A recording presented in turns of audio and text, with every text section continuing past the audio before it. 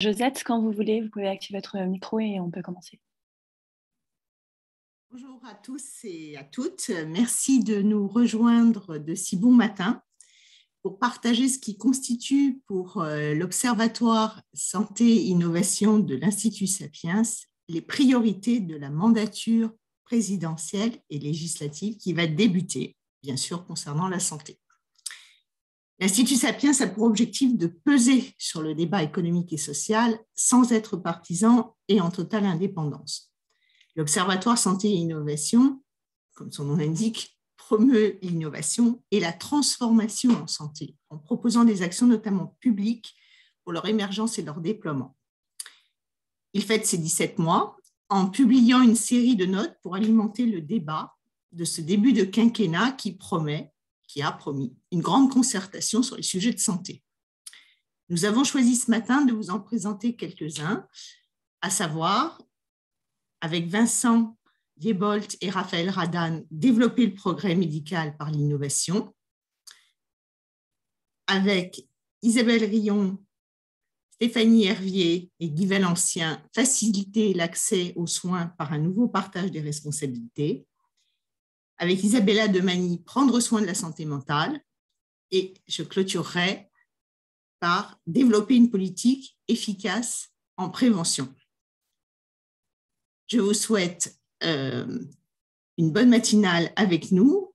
N'hésitez pas à poser vos questions à la rubrique discussion dans le chat. Nous y consacrerons un moment en fin d'émission pour vous répondre. Je cède tout de suite la parole à Raphaël Radan et Vincent Diebold sur le progrès médical par l'innovation. Merci Josette, j'espère que tout le monde m'entend. En fait, nous allons intervenir donc en duo avec Raphaël. Je vais ouvrir le banc et je lui laisserai la parole assez rapidement. Alors, une fois n'est pas coutume, je vais commencer par une touche d'optimisme. Donc, nous évoquons effectivement le progrès médical, donc avec les étapes de recherche et d'innovation. Je dirais qu'en France, les choses ne vont pas si mal.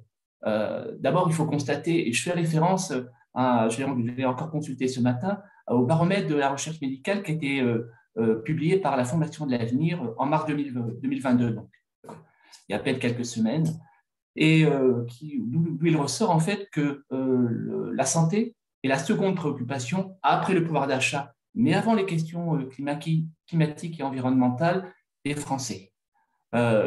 Donc, effectivement, je crois qu'il y a un effet de circonstances qui ont fait que la santé et donc la recherche et développement, avec la crise sanitaire, sont arrivés parmi les premières préoccupations. Il y a également un effet de fond. C'est que les pouvoirs publics, et si on peut remonter assez longtemps dans le temps, dès 2003, avec Jean-Pierre Raffarin, leur Premier ministre, a été mis en place un conseil stratégique et de santé, un CSIS. Et régulièrement, tous les 3 ans, ce conseil, ce CSIS, se réunit. Il s'est encore réuni voici un an, donc en 2021. Et de ces travaux et de ces rencontres entre les pouvoirs publics au plus haut niveau et les industriels de santé, les CIO et les managers, donc il en est sorti le fameux plan Innovation Santé 2030 qui a été présenté par le président de la République lui-même, voici un an, en juin 2021, avec quand même sur la table 7,5 milliards. 7,5 milliards pour développer un certain nombre d'actions avec 3 priorités que je rappellerai parce que c'est important. Donc, il ne s'agit pas de donner de l'argent n'importe où, mais avec des points très ciblés, les biothérapies, le développement de la santé numérique et la lutte, ça semblait à cette circonstance, contre les maladies infectieuses émergentes. Ces 7,5 milliards s'ajoutent à des dépenses et à des montants considérables qui sont investis. Je fais référence, par exemple, aux 2,5 milliards qui sont mis par le ministère de la Santé à partir de ressources venant de l'assurance maladie, mis à disposition des établissements hospitaliers, venant s'ajouter donc au financement aux ressources venant de la tarification à l'activité, 2,5 milliards pour financer les fameuses mairies, missions d'enseignement, de recherche, de référence et d'innovation, avec dans le financement d'appels à projets vraiment dédiés à la recherche médicale. Je pense au programme hospitalier de recherche clinique, projet de recherche translationnelle, un certain nombre, je crois qu'il y a 7 appels à projets, donc annuels, qui permettent effectivement de financer des projets moteurs. 1,2 milliard de dotation budgétaire ANR, 1 milliard de budget annuel de l'INSERM. Et puis, dans un cadre européen, quand même le 9e programme cadre européen en cours, 2021, 2026, 2027, excusez-moi, pour Horizon Europe, c'est 95 milliards d'euros. Donc, pas simplement pour la France, il y a 27 pays qui se partagent le pactole, mais avec quand même un montant considérable, en forte augmentation par rapport au programme cadre précédent, avec une partie santé, un budget qui est identifié, cluster santé, environ 9 milliards d'euros, mais il faut savoir que dans les autres actions, là aussi, il y a effectivement des dotations et effectivement des volets santé. Donc, vraiment, il y a des masses considérables. Est-ce que c'est suffisant? Et là, je vais toucher un peu la touche d'optimisme que je voulais donner à cette présentation, c'est que malheureusement, ça n'est pas suffisant. Dès les années 2000, avait été défini par les pouvoirs publics, les pouvoirs politiques de l'époque, un objectif de 3% du produit intérieur brut qui devrait être consacré à la recherche et au développement, à la recherche et à l'innovation, excusez-moi. On en est loin. Aujourd'hui, la France, que ce soit en ajoutant le public et les financements du secteur santé, est stable à 2,2% du PIB.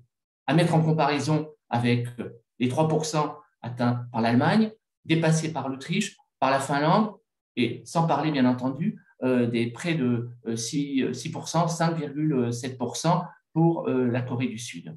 Donc, on a l'impression effectivement d'avoir fait un effort. Cet effort n'est pas encore suffisant. Et je ne veux pas rajouter, en fait, à la litanie des réclamations de ressources supplémentaires, un élément supplémentaire. Je rappellerai que la dépense de la recherche et l'innovation n'est pas une dépense. Pour moi, c'est un investissement.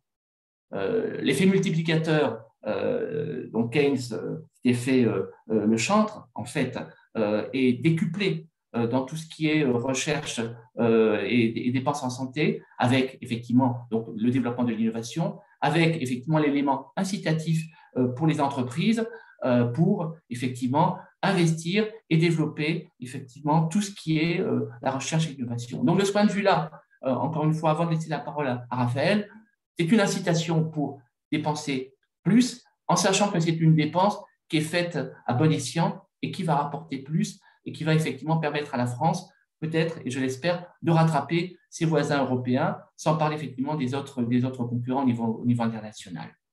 Raphaël, je vous laisse la parole. Merci beaucoup, Vincent. Bonjour à tous. Donc, effectivement, on dépense plus, mais mon point sera, après Vincent, d'attacher de l'importance à la façon dont on dépense tout cet argent en plus, l'efficacité de l'investissement et qui va dépendre aussi de la mise en œuvre de toutes ces actions. On constate aujourd'hui un certain flottement. La fameuse agence innovation santé annoncée par le président de la République lors du CSIS le 29 juin 2021 n'a toujours pas été créée. On l'attend. Elle sera face à un défi énorme qui sera de guider et d'accueillir toutes les orientations, toutes les innovations qui viennent du monde de la recherche publique et privée. Et je crois que ces innovations auront un caractère hybride de plus en plus à l'avenir.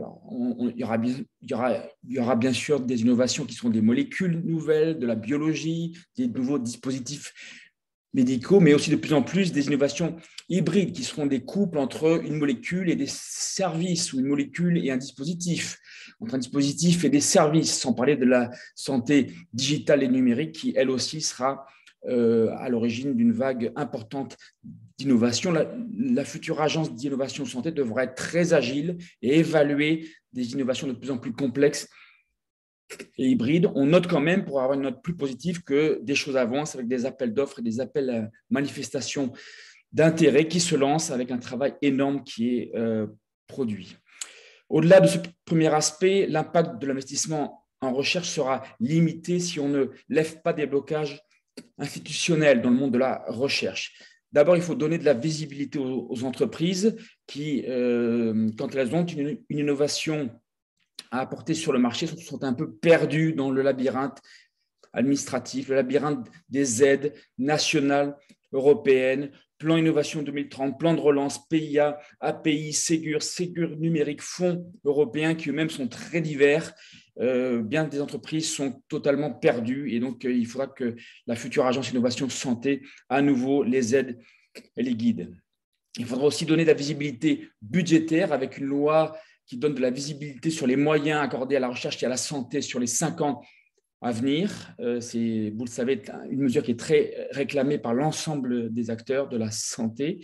Également, peut-être se focaliser sur quelques priorités. La France est un grand pays, mais elle seule ne peut pas tout faire. Il faudrait que dans le champ des innovations santé, la France détermine une liste de priorités. À titre d'exemple, ces priorités pourraient être les biothérapies, l'antibiothérapie, les maladies infectieuses, les cancers, la santé mentale, la dégénérescence cérébrale, la santé numérique et tout ce qui est technologie médicale avec le numérique. Alors, c'est déjà énorme, mais peut-être que nos priorités françaises pourraient être au sein de cette liste. Peut-être qu'un conseil stratégique pourrait aider auprès du président de la République à fixer cette liste des priorités en innovation. Toujours dans le domaine de l'organisation du monde de la recherche biomédicale en France et de l'innovation, la France est un des rares pays, pour ne pas dire le seul au monde, à avoir 2 familles d'opérateurs de la recherche biomédicale. Les universités, d'une part, et les EPST, le CNRS, l'INSERM, etc., d'autre part. Et je pense que ce n'est pas forcément une bonne allocation des moyens d'avoir cette cohabitation de 2 familles d'opérateurs. Dans le reste du monde, en tout cas le reste du monde développé, la recherche n'est entre les mains que d'un seul opérateur, l'université. Il faudrait sans doute mettre de l'ordre et désigner un chef d'orchestre plus clair parmi les opérateurs de la recherche. L'autonomie des universités est un concept ancien. La fameuse loi LRU date de 2007. On voyait sa date et pourtant, on n'est pas encore tout à fait au bout de, là encore, l'exécution, la mise en œuvre concrète de cette autonomie. Le président de France Université, M. Tunon de Lara, a appelé de ses voeux encore récemment à mettre un terme au micromanagement des universités, qui est un concept totalement opposé à leur autonomie. On a encore du chemin à faire. Et enfin, dernier point dans ce volet organisationnel de la recherche pour lever donc les blocages, on peut appeler de nos voeux l'association de l'ensemble des acteurs de la recherche. Là aussi, on a des progrès à faire. Associer les médecins de ville, par exemple, généralistes et spécialistes, qui sont souvent en première ligne, qui sont au contact des patients atteints de maladies chroniques sur lesquels il y a de la recherche. Associer aussi les infirmiers. Je pense à la société Libéros, qui, au travers de son réseau d'infirmiers à domicile, propose un accompagnement à la réalisation des essais. Et puis enfin, créer des clusters. On peut penser à Boston, plus près de nous, aux Pays-Bas, à Utrecht, ou des tiers-lieux où les chercheurs fondamentaux, les médecins, les industriels, les start-upers, les patients collaborent ensemble pour penser et produire les innovations. On peut aussi citer les Living Labs, où les patients participent à la co-création des innovations en santé. Il n'y a que 10 Living Labs en France. On pourrait souhaiter qu'ils soient beaucoup plus nombreux. J'en ai terminé. Je vous remercie. Merci beaucoup, Vincent et Raphaël, pour cet exposé et cette demande concernant le progrès médical et l'innovation en santé. Nous allons maintenant demander à Isabelle Rillon, Stéphanie Hervier et Guy Valencien de nous dire comment on va répondre à cette demande prégnante d'accès aux soins par un nouveau partage des responsabilités.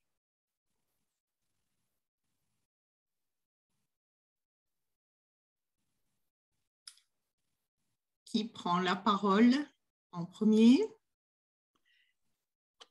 Bonjour à tous. Erwan, j'avais en tête que c'était Isabelle peut-être qui prenait la parole en premier. Vas-y Stéphanie, peut-être. Non, je vais me lancer. Sinon, je vais lancer. Oui, alors, donc sur cette partie qui est faciliter l'accès aux soins par un meilleur partage des responsabilités, moi, j'ai vraiment envie de porter, en tout cas, une voix autour de l'innovation. Et plus spécifiquement, l'innovation digitale, finalement, en rebond de ce que tu mentionnais, Raphaël. Comment l'innovation digitale, elle peut aller servir les organisations et peut servir ce meilleur partage des responsabilités. Si on rétropédale un petit peu, je pense que, à titre d'exemple, la crise Covid, elle a montré le formidable intérêt de la téléconsultation, ces consultations vidéo entre patients et praticiens. Pour vous donner des ordres de grandeur en termes de chiffres, en 2019, on était à moins de 0,03%, je crois, des actes médicaux qui étaient effectués en téléconsultation. Et il y a eu une crise, il y a eu le Covid, il y a eu notamment mars 2020, et en plein pic de cette crise, en plein pic du confinement, on a atteint 27% des actes médicaux qui étaient réalisés en téléconsultation. Et puis ces chiffres, ils sont redescendus progressivement. Alors, il y a eu parfois des vaguelettes au moment des reconfinements. Globalement, on a eu une tendance à la baisse et aujourd'hui, on est aux alentours d'à peu près, je crois que c'est 4% des actes qui sont effectués en téléconsultation. Pourquoi est-ce que je vous parle de ça? C'est que pour moi, c'est vraiment la preuve, s'il en est, de l'apport du digital dans la santé et plus particulièrement dans l'accès aux soins. Je pense que cette crise, notamment, elle a permis de faire sauter beaucoup de barrières dans l'appropriation, tant par les professionnels de santé que par les patients. Alors aujourd'hui, par exemple, est-ce qu'on peut se satisfaire de ce niveau? Est-ce qu'on peut se dire que 4% des actes effectués en consultation, c'est un bon niveau? Si on compare à 2019, oui, évidemment, on est 100 fois plus important dans l'usage qu'à l'époque. Ceci dit, quand on compare au pic de 2020 et puis au potentiel que cela ouvre, non, je pense que c'est insuffisant quand on voit ce potentiel en sommeil. Après, si on va creuser, par exemple, pourquoi cette pratique-là est redescendue, je pense qu'au-delà du ralentissement de la pandémie, c'est parce qu'on se rend compte qu'elle est intimement liée à des sujets d'organisation et des sujets d'organisation et de coordination dans la pratique médicale. Alors, le gouvernement le sait, notamment dans le cadre du plan Ma Santé 2022 qui, à l'époque, avait été porté par Agnès Buzyn. On avait créé des nouveaux acronymes. On avait créé, par exemple, la notion de CPTS. Pardon, je vais devenir un peu technique. Une CPTS, c'est une communauté professionnelle territoriale de santé. Ce sont des praticiens qui, sur un territoire, s'engagent autour d'un projet de santé, vont présenter ce projet à leur ARS et vont recevoir un financement de l'assurance maladie si leur projet est validé. Et donc, ils sont là pour s'engager localement, pour faciliter l'accès aux soins des patients de leur territoire. Un peu plus récemment, il y a un nouvel acronyme qui est sorti, c'est la notion d'ESS, les équipes de soins spécialisées. Là, ce sont des groupes de médecins spécialistes qui, à nouveau, s'organisent, se coordonnent pour un meilleur soin des patients territoriaux. Alors, peut-être deux exemples concrets de ce que ça signifie. Par exemple, depuis janvier, il y a une ESS en cardiologie qui s'est formée en Île-de-France. Et donc, vous avez une 50aine de cardiologues qui se rendent disponibles pour de la téléexpertise synchrone pour les médecins généralistes des départements 75 et 94. Un autre exemple de projet concret, c'est par exemple cette CPTS dans le sud de la France qui s'est lancée, qui s'organise en fait pour mieux suivre, mieux accompagner les patients atteints de Covid long. Et donc là, vous avez des kinés localement qui se sont organisés pour dédier des disponibilités pour les médecins généralistes du territoire et plus spécifiquement pour les patients des médecins généralistes qui ont besoin d'être pris en charge rapidement. Ce qu'on voit notamment, je trouve, avec ces acronymes, ces nouvelles pratiques, en tout cas, c'est qu'on voit bien que quand on s'appuie sur les expertises et disponibilités des professionnels de santé et qu'on va équiper ces projets avec toutes les nouvelles technologies de e-santé, téléconsultation, téléexpertise, télésoins, télésurveillance, etc., ça permet vraiment de mieux prendre en charge, de mieux soigner le patient final. En revanche, il y a toujours un mais là-dedans. Aujourd'hui, on se confronte quand même à une certaine lenteur administrative. Et très clairement, aujourd'hui, pour moi, il est crucial d'accélérer notamment la revue des projets de santé de ces entités par les tutelles et surtout leur financement. L'État a prévu de mettre les moyens. On a bien entendu juste avant que c'est bien de mettre de l'argent, encore faut-il voir comment on le dépense. Ça tombe bien, l'État a prévu de mettre les moyens en contrepartie de missions pour lesquelles s'engagent ces projets. Mais aujourd'hui, en tout cas, il est temps d'accélérer. Je laisse la parole peut-être à Isabelle ou Guy. Oui, merci beaucoup. Nous allons maintenant vous diffuser le message d'Isabelle.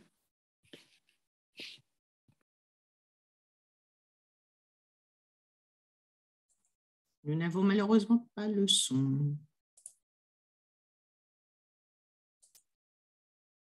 Alors, je pense qu'il faut réactiver le son. Oui, assez facilement pour avoir... Bonjour à tous. Aujourd'hui, je vais commencer à vous parler du sujet sur l'accès aux soins. Je laisserai ensuite la parole à Guy et à Stéphanie pour la suite de nos propos sur ce thème. L'accès aux soins, actuellement, on a un certain nombre de leviers qu'on peut faire actionner assez facilement pour avoir un véritable impact pour les populations dans le territoire. Ces leviers, ça va être la pratique avancée, mais également des leviers sur la télémédecine et aussi des leviers organisationnels. Moi, je vais vous parler de ces leviers organisationnels qu'on peut facilement utiliser. Tout d'abord, il va falloir pouvoir laisser au territoire une autonomie pour monter des projets innovants, des projets organisationnels qui répondent aux besoins d'un territoire, parce que les besoins d'un territoire urbain ne seront pas les mêmes que celui d'un territoire rural. Et là, à notre sens, c'est aux ARS qu'il faut laisser cette autonomie, avec leur délégation régionale, mais aussi départementale. C'est le bon niveau pour pouvoir répondre à ce besoin de projet. Ces projets, ça va pouvoir être de l'organisation, comme ça se fait à certains endroits, avec un groupe de médecins qui vont gérer un hôpital local associé à des soins non programmés, mais également à leur consultation de médecine générale. Ça peut aussi être des appuis à l'organisation, des modes de financement innovants. Et ça doit passer par les ARS qui sont au plus proche, qui ont des délégués départementaux qui connaissent extrêmement bien les territoires et qui vont pouvoir appuyer ces projets avec les professionnels de santé et en lien en particulier avec les CPTS qui se mettent en place actuellement et qui sont une bonne réponse. Mais on a également besoin pour ça de financement qui soit fiable, avec une véritable difficulté sur l'Ondam qui fluctue chaque année et qui rend la pérennité de certains projets extrêmement compliquée. À notre sens, il va falloir passer sur un Ondam régionalisé, mais également pluriannuel pour permettre une meilleure réponse aux besoins des professionnels et une pérennité dans les projets et dans la stabilité des projets. L'un des sujets d'actualité majeurs est actuellement le déficit en personnel infirmier. Ce déficit est plurifactoriel, mais l'un des facteurs bien identifiés est le fait que de nombreux étudiants en soins infirmiers abandonnent leurs études avant la fin, avec de véritables conséquences, puisqu'on estime que ce serait à peu près entre 15 et 30% des étudiants en soins infirmiers qui abandonneraient. Avec cela, plusieurs causes. Une partie des causes qui sont liées à l'accueil en stage et à l'accompagnement des étudiants en stage, et également des facteurs qui vont être liés à la qualité de la formation. On a de nombreux IFSI en France, c'est plus de 300 qui sont répartis sur le territoire, souvent éloignés des centres universitaires et peu en lien avec l'université. Le processus d'universitarisation qui a été lancé il y a plusieurs années doit prendre une réelle place actuellement et doit entraîner une réforme des études en soins infirmiers pour qu'on ait des études en soins infirmiers bien plus basées sur la recherche, l'actualité scientifique et favoriser la poursuite d'études. Que ces études soient le début, avant que des professionnels aient exercé, puissent ensuite aller vers des pratiques avancées, ce qui nécessite une base scientifique qui est actuellement souvent manquante des études en soins infirmiers et souvent reprochée par les études. La parole à Guy pour vous parler des pratiques avancées et des impacts que ça pourrait avoir.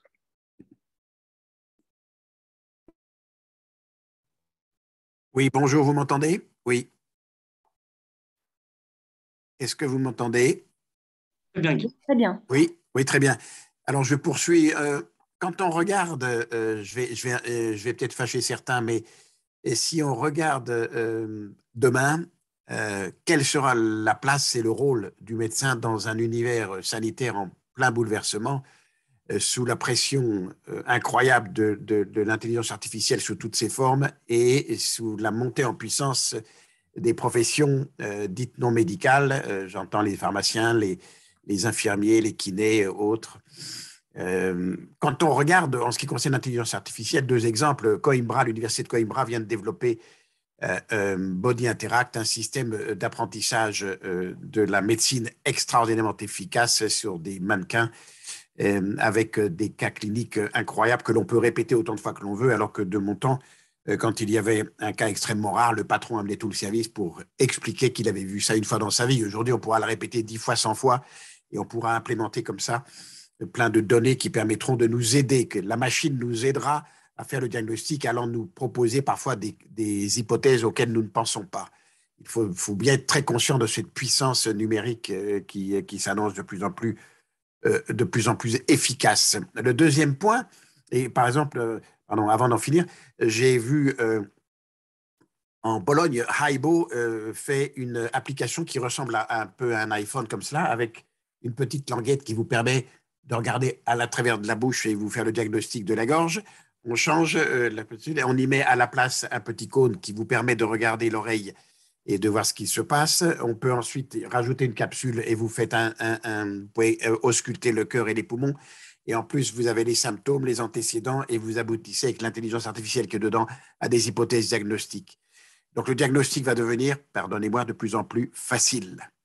La deuxième évolution majeure, c'est la montée en puissance des personnels infirmiers, notamment des pharmaciens, mais surtout des personnels infirmiers qui sont peut-être, je dirais aujourd'hui, les seuls capables d'avoir une vision holistique du malade dans son environnement, beaucoup plus que le médecin spécialiste qui reste dans son bureau et qui ne voit jamais le malade dans sa maison, dans son appartement, à l'école, dans l'entreprise, dans l'administration ou sur le stade. Et alors que l'infirmier, lui, peut venir le matin, à midi, vers 16h ou le soir pour voir le malade et assurer des soins dans son environnement. Donc là, on a une puissance possible d'action grâce à des personnels infirmiers qui, à partir du moment où ils auraient un niveau master, donc 2 ans de plus de formation, pourraient très bien assurer la quasi-totalité des tâches qu'assure aujourd'hui un médecin généraliste. On sait que les infirmiers, j'étais hier au congrès de la Fédération nationale, leur fédération nationale, et sont très désireux de passer à 5 ans d'études.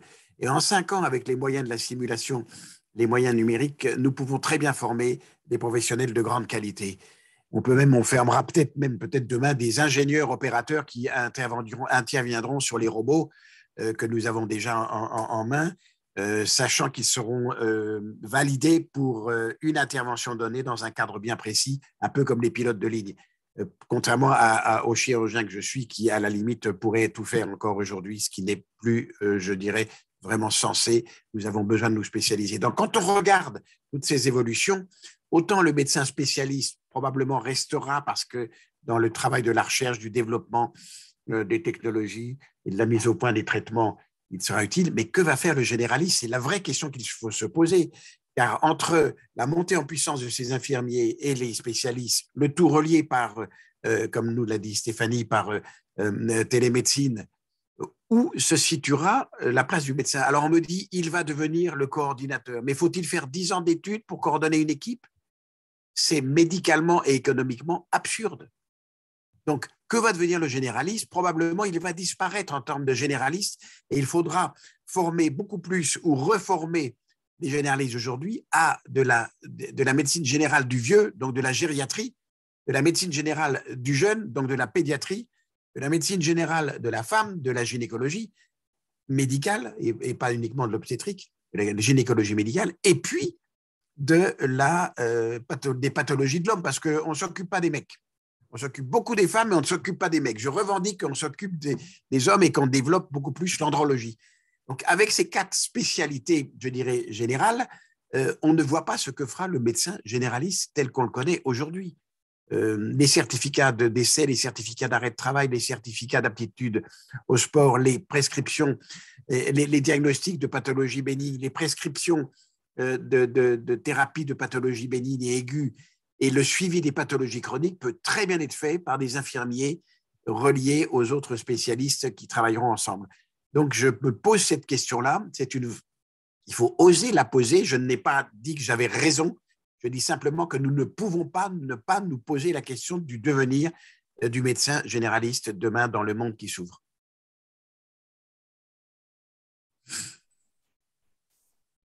Merci beaucoup,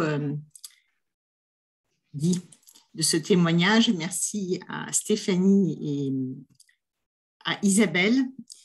Nous allons maintenant passer à la 3e thématique, pardon Isabella, désolée, qui va nous parler de la santé mentale, ce sujet trop oublié, mais qui va devenir, si on y prend garde, un tsunami. Merci Josette. Effectivement, je reprendrai peut-être les mots de Vincent en disant que prendre soin de sa santé mentale, c'est un investissement et mes propos vont être vraiment guidés par ça. La santé mentale a été récemment intégrée à l'agenda politique. Alors très récemment, se sont tenus le comité stratégique de santé mentale et psychiatrie, donc c'était fin janvier 2022, et puis les assises mentales de la santé en septembre 2021. Il y a 30 mesures qui ont été annoncées par Emmanuel Macron avec un investissement dédié de 40 millions d'euros qui devrait soutenir 87 projets. De nombreux de ces projets aujourd'hui n'ont pas encore été lancés, comme la création à titre expérimental des maisons de l'enfant et de la famille, le renforcement de la maison des ados, les CMP. Donc, il y a énormément de mesures où on est encore en attente. Effectivement, c'est aujourd'hui un signal qui est plutôt positif, que ce soit à l'agenda politique, mais on doit réellement prendre en compte l'ampleur dans sa mise en œuvre et compte tenu aussi des enjeux de la santé mentale. Josette utilisait le terme de tsunami, on est réellement face à une bombe à retardement. Je vais juste prendre l'exemple d'une des mesures phares qui a été annoncée, donc à travers l'exemple de Mon Psy, pour un peu comprendre ce qui est en jeu. Donc, le dispositif Mon Psy consiste à bénéficier de 8 séances remboursées chez un psychologue qui serait conventionné par l'assurance maladie. Il y a tout un processus pour candidater, donc avec une demande, on va dire, d'expérience professionnelle de plus de 3 ans, un dossier qui est à remettre à l'ARS, une candidature sur une plateforme, et aujourd'hui, sur 80 000 psychologues en France, il y en a uniquement 1000 qui ont candidaté et qui sont accessibles. Donc, on voit quand même que ce chiffre est relativement faible et que sur une mesure qui est censée être la mesure phare de ce type de dispositif, on est aujourd'hui face à un manque de relais des professionnels sur le terrain. On constate aussi des tarifs qui sont aujourd'hui jugés trop bas sur ce dispositif Mon Psy, avec 40 € remboursés pour la première séance et 30 pour les suivantes. Juste pour vous donner aussi quelques chiffres, par exemple en Moselle, selon le syndicat national des psychologues, sur 233 psychologues, uniquement 5 participent à ce dispositif. Donc on est là vraiment sur un sujet majeur de manque de participation. Si on extrapole ça à l'échelle nationale, ça voudrait dire qu'uniquement 0,5 à 2% de la population pourrait bénéficier de ce dispositif. Donc, l'enjeu pour nous, c'est de dire qu'on ne peut pas adresser ce sujet de la santé mentale avec des mesures qui sont soit parcellaires ou qui n'ont pas l'effet escompté sur le territoire d'un point de vue de l'ampleur de leur mise en place. Pourquoi est-ce qu'on parle de bombe à retardement ou pourquoi le sujet de la santé mentale est vraiment prioritaire? Il y a une enquête de Santé publique France qui a été menée fin septembre 2021 avec des chiffres qui sont pour nous assez alarmants. 16% des Français montrent des signes d'un état dépressif, c'est plus 6 points par rapport au niveau hors épidémie. 26% des Français montrent des signes d'un état anxieux, c'est plus 12 points par rapport au niveau hors épidémie. Et 10% des Français ont eu des pensées suicidaires au cours de l'année. Donc, on est vraiment par rapport à des chiffres qui font peur et qui sont réellement alarmants. Alors, dans ce contexte-là, on a envie de prendre 2 partis pris qui sont importants dans les futurs financements, investissements en santé mentale. Et ça fait partie du scope de nos recommandations. Le premier est de dire qu'il faut vraiment adresser tous les types de troubles psychologiques, notamment détecter le plus tôt possible. Et le deuxième point, c'est qu'il faut qu'il y ait un investissement qui soit ciblé, c'est-à-dire de cibler les bons moments clés en termes d'âge, mais aussi en termes de moments dans un parcours de soins. Donc, c'est vraiment 2 éléments pour avoir des investissements ciblés et qui font effet. Donc, pour cela, il faut mettre en place des programmes de prévention avec pour objectif de réduire l'errance diagnostique et effectivement d'avoir cet enjeu de prévenir le développement de troubles psychiatriques qui pourraient être plus graves ultérieurement. Alors, j'ai évoqué le sujet du bon moment pour agir. Quel est ce bon moment? Effectivement, pour nous, il faut faire un focus très fort sur l'enfance. Différentes études le montrent, notamment des études aussi de l'OMS. Les affections psychologiques se déclarent dans la moitié des cas avant l'âge de 14 ans et dans 70% des cas avant l'âge de 22 ans. Donc, on voit, on est vraiment ici sur un moment clé. Les impacts sont aussi très forts. C'est des impacts qui sont sur la santé psychique. On le voit bien, l'expression d'un mal-être aujourd'hui chez un jeune peut faire le nid de troubles psychologiques graves ultérieurement. Un impact physique, on parle souvent des comorbidités, avec des risques accrus sur, par exemple, des pathologies cardiovasculaires, des pathologies métaboliques. Et puis cette notion aussi de perte de chance. Quand on repère des phénomènes de stress chez les lycéens, étudiants ou d'anxiété, le risque de décrochage derrière est accru. Donc, on est vraiment sur des impacts forts et là, on voit vraiment tout son sens à travers le terme bombe à retardement. Donc, face à ces éléments et à ces chiffres, effectivement, on constate quand même encore aujourd'hui une errance thérapeutique. Seulement 50% des jeunes sont pris en charge parce qu'il y a une méconnaissance des troubles, parce qu'on se dit que ce n'est pas grave, parce que dans certains cas, c'est stigmatisé, que des fois, il y a un déni des patients eux-mêmes face à ces troubles. Donc, on est vraiment sur des errances thérapeutiques assez fortes. Donc, face à ça, qu'est-ce qu'on peut mettre en place comme stratégie et comme recommandation? Premier élément pour nous, c'est vraiment d'accentuer, de développer des campagnes d'information, mais des campagnes qui consistent à identifier les moments clés où agir, par exemple la fin du primaire, le passage du brevet, le passage du baccalauréat, et aussi de mettre en place des repères. Ça peut être des lignes d'écoute, ça peut être la formation d'infirmières scolaires, et de vraiment cibler ces moments charnières, et aussi d'utiliser des canaux qui sont aujourd'hui, on va dire, répandus chez les jeunes. Donc, il y a vraiment cette adaptation à ce public-là. En parallèle de ça, de proposer à des élèves des problématiques et des formations sur la gestion du stress et de l'anxiété, notamment au niveau de l'école primaire, et plus tard, sur les périodes collège et lycée, de proposer aussi des séances et du coaching pour la confiance en soi, qui est un élément assez important. Donc, face à ce premier, on va dire, élément de prévention, en face, effectivement, il faut qu'il y ait une coordination des acteurs avec un renforcement accru de la formation. Formation chez les enseignants pour les former au repérage, le déploiement des infirmiers scolaires qui sont spécifiquement aussi là formés au dépistage et qui sont aujourd'hui trop peu nombreux. Favoriser aussi le partage de compétences pour qu'il y ait plus de ressources disponibles en ville et renforcer aussi la formation en psychiatrie initiale, notamment chez les généralistes, pour justement améliorer cette capacité à diagnostiquer le plus tôt possible.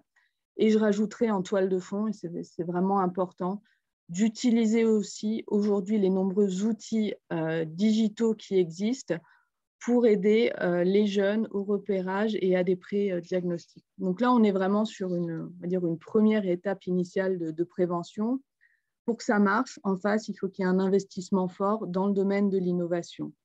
Donc, il y a vraiment cet enjeu d'innover également via des lignes d'appel à projets financées par le ministère de la Santé, en revalorisant aussi la part qui est dédiée à la psychiatrie dans l'article 51 et aussi en finançant des programmes de recherche dédiés aux adolescents, non seulement sur le volet diagnostic, sur le volet traitement et sur le volet suivi. Donc, si on veut effectivement prendre soin de la santé mentale, il faut qu'il y ait ces deux dimensions, la dimension prévention et la dimension investissement sur des domaines d'innovation.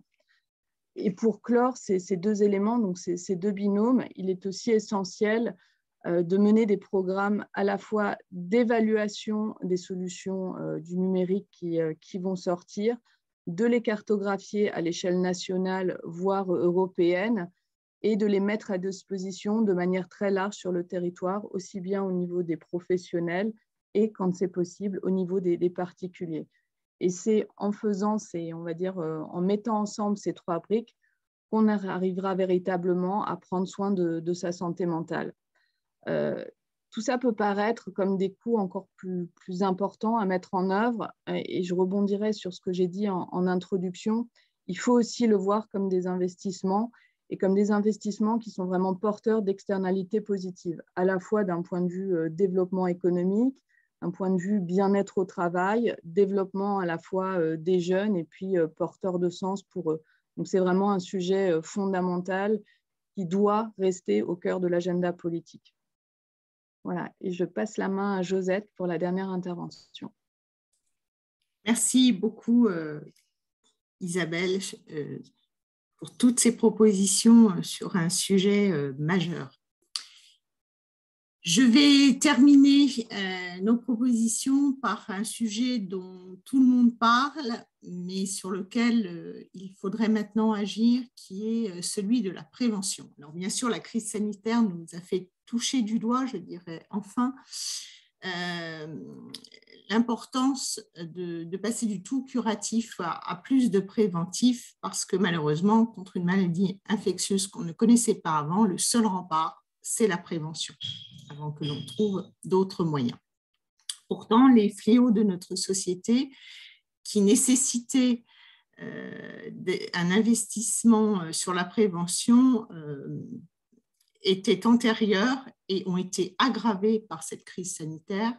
Je veux parler, bien sûr, des problèmes d'addiction, des problèmes de surpoids et d'obésité, de la prévalence des maladies chroniques et, comme Isabelle là vient d'en parler, des troubles de la santé mentale. Finalement, à part la lutte contre le tabagisme qui a pu bénéficier d'un plan global d'action, force est quand même de constater qu'aucun progrès n'était en vue à l'aube de cette crise sanitaire. La fausse bonne idée, aujourd'hui, c'est de réduire la prévention à la sensibilisation ponctuelle et thématique du grand public à de meilleurs comportements de santé, ce que nous appelons la prévention primaire, c'est-à-dire la prévention des gens bien portants, et d'organiser aussi, d'organiser est un bien grand mot, de promouvoir de manière assez déconstruite le dépistage, ce qui constitue la prévention secondaire. Or, on néglige en France quelque chose de très important et qui concerne au plus haut point 15 millions de Français, c'est-à-dire 15 millions de malades chroniques.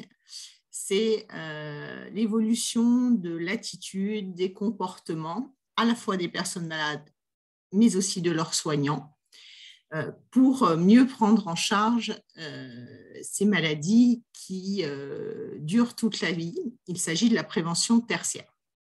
Nous pensons que l'investissement en prévention doit s'établir, au lieu de se focaliser sur la prévention primaire et le dépistage, sur les 3 dimensions et ne pas oublier d'agir sur la prise en charge des malades chroniques. Alors, concernant la prévention primaire, il nous semble prioritaire d'agir dès le plus jeune âge parce que de la bonne condition physique et mentale de nos enfants et de nos adolescents, de leurs bonnes habitudes et de leurs bons réflexes va dépendre leur vie entière. Alors, nous saluons l'annonce du projet de brevet de santé publique à l'issue d'un programme d'éducation à la santé à la fin de l'école primaire.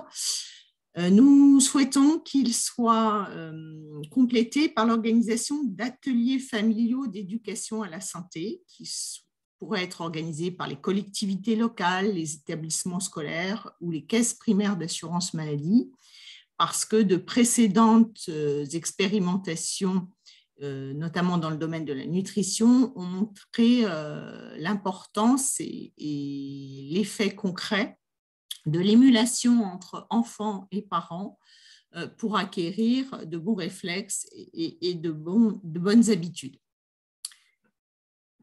Nous préconisons aussi que soit formé obligatoirement à la santé publique l'ensemble des personnes qui sont en contact avec les enfants.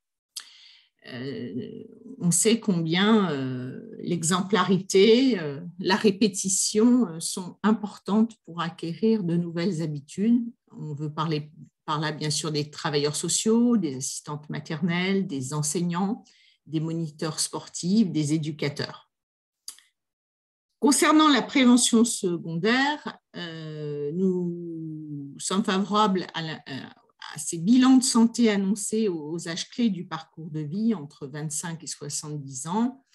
Mais nous souhaitons surtout qu'ils soient rapidement mis en place et qu'ils soient mis en place dans un cadre organisé et ou suivi, voire contrôlé, au plan collectif. Là aussi, c'est une question d'efficacité et d'enrôlement d'un maximum de personnes.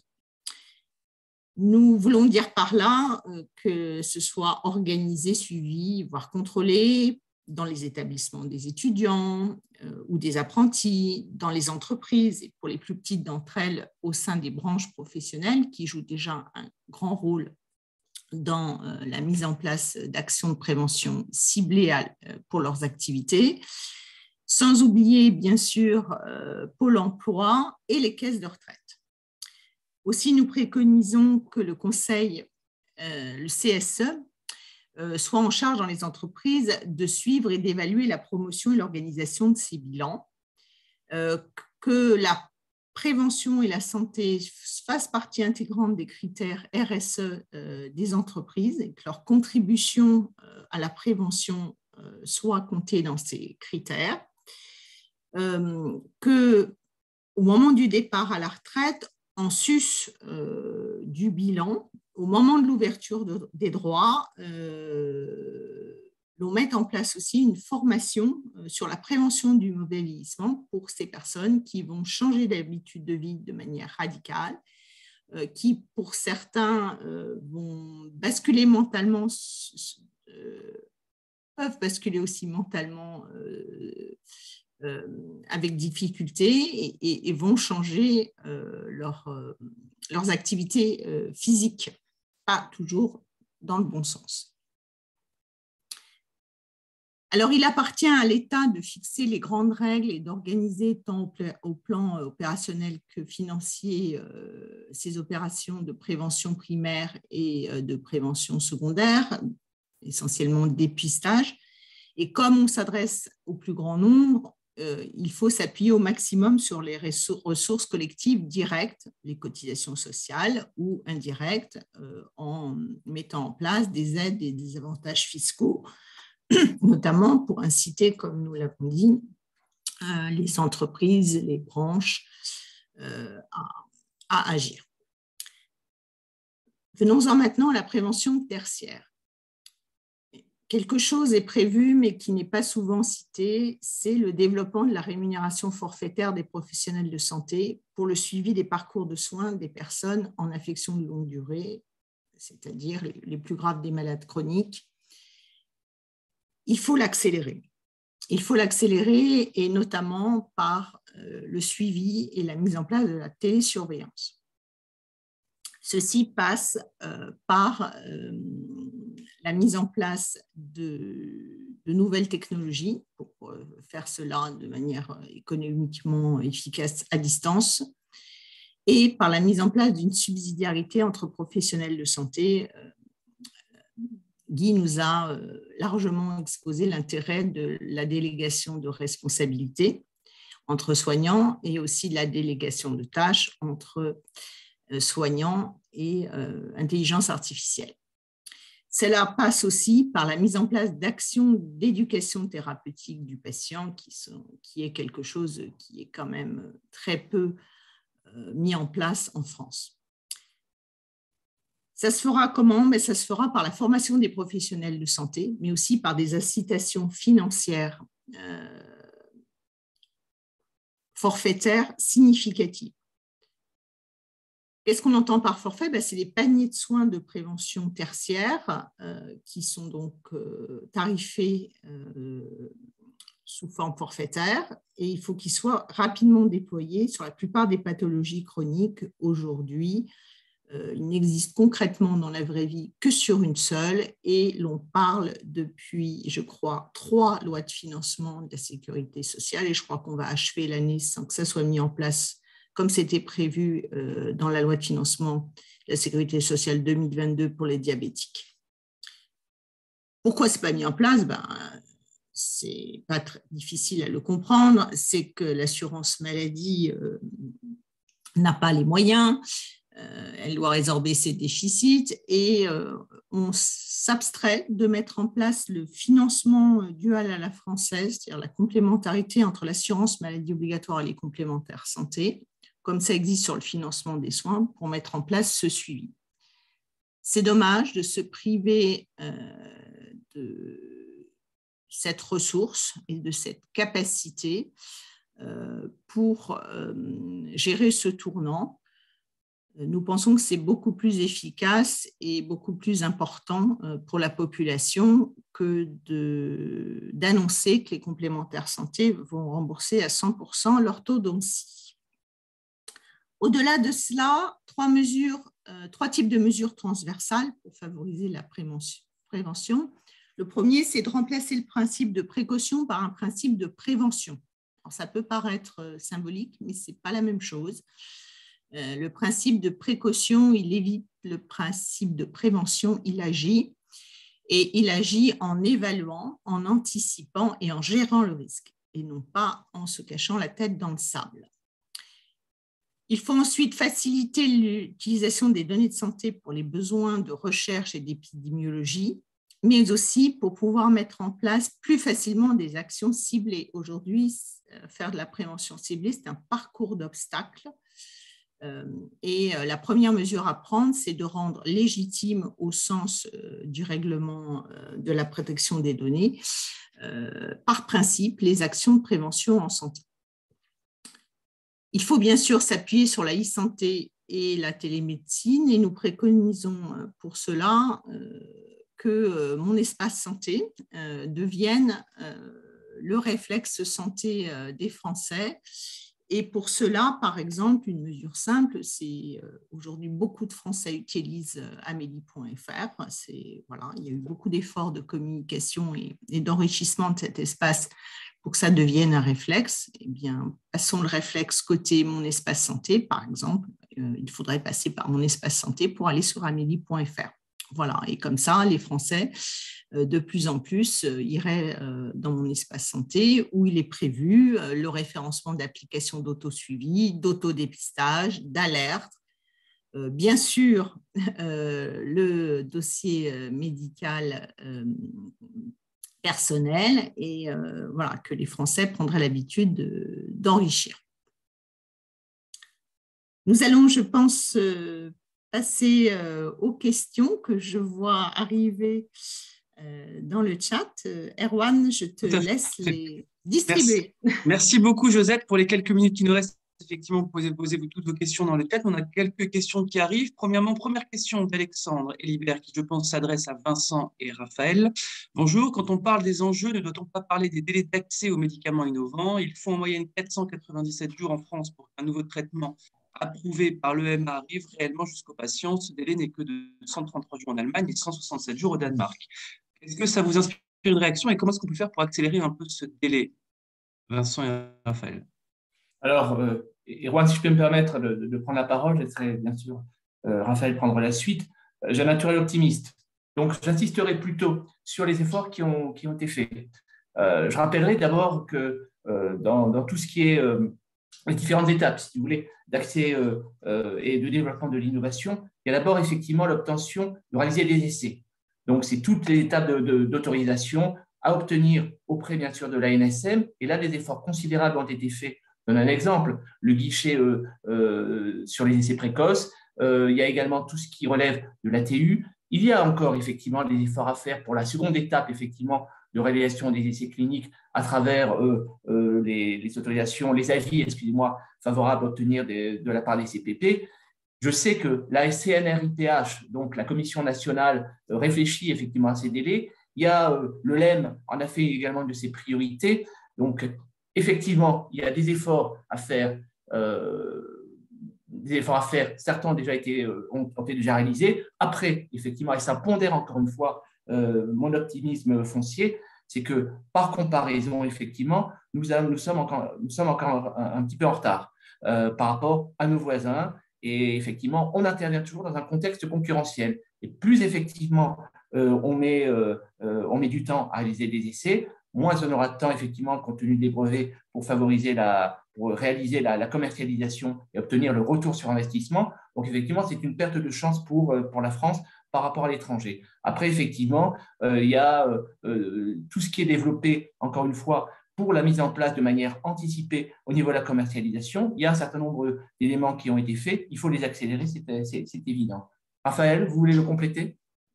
Et peut-être juste un mot pour dire qu'au fond, il n'y a pas vraiment de raison fondamentale pour laquelle la France ne devrait pas être dans le standard européen qui est de 6 mois pour l'arrivée sur le marché. Donc, je pense qu'on est bien au-delà. Si c'est tout à fait vrai aujourd'hui, il n'y a pas de raison qu'on n'y soit pas un jour. Il faut encore progresser.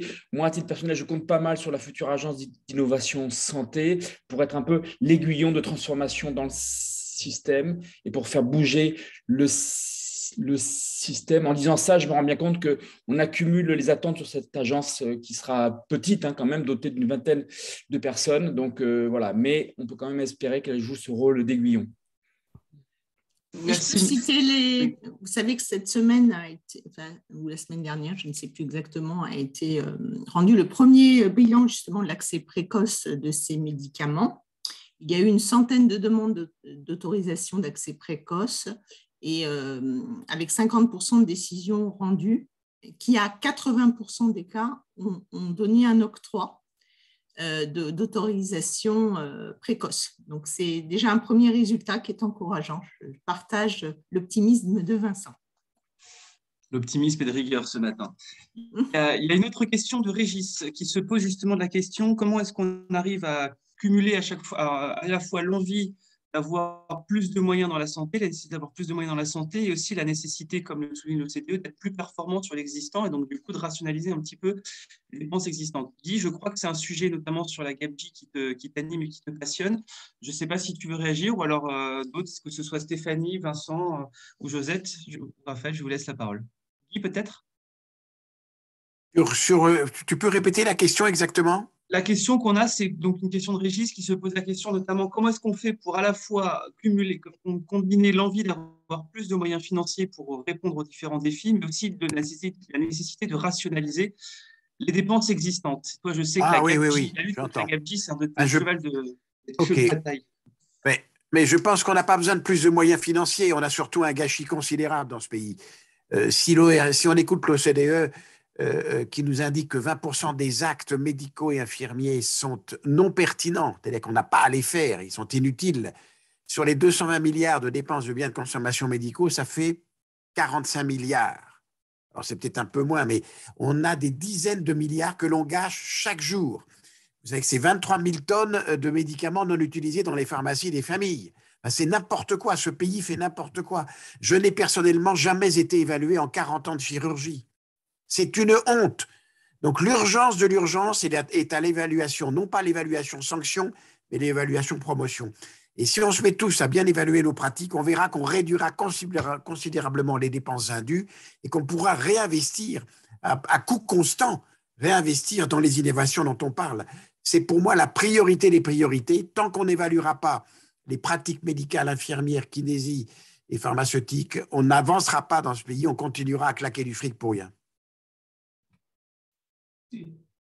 Pour ce qui me concerne, Erwan, c'est toujours dans le domaine de la recherche. On a des moyens.